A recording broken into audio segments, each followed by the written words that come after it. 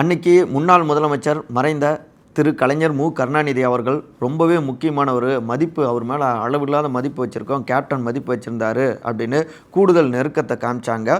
குறிப்பாக முதலமைச்சர் திமுகவுடைய தலைவர் திரு ஸ்டாலினை சந்தித்து நலம் விசாரிச்சுட்டு இதெல்லாம் பகிர்ந்திருந்தாங்க தேமுதிகவுடைய பொதுச் செயலாளரான திருமதி பிரேமலதா விஜயகாந்த். இப்போ பார்த்தோம்னா அதுக்கப்புறம் முன்னாள் அமைச்சரான திரு சி வீரமணி அதிமுக அவங்கள சந்தித்தாங்க.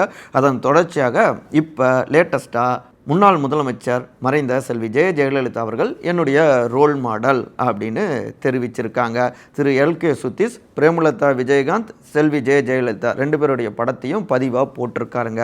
என்னங்க நடந்துகிட்டு இருக்கு அப்படின்னு விசாரித்தா 2 தரப்புக்கிட்டையும் நெருக்கம், எதிர்ப்பு இதை காட்டுவதன் மூலமாக தேமுதிகவுக்கான அந்த செல்வாக்கையும் அதிகரிச்சுக்கலாம், பலத்தையும் உணர்த்திக்கலாம்.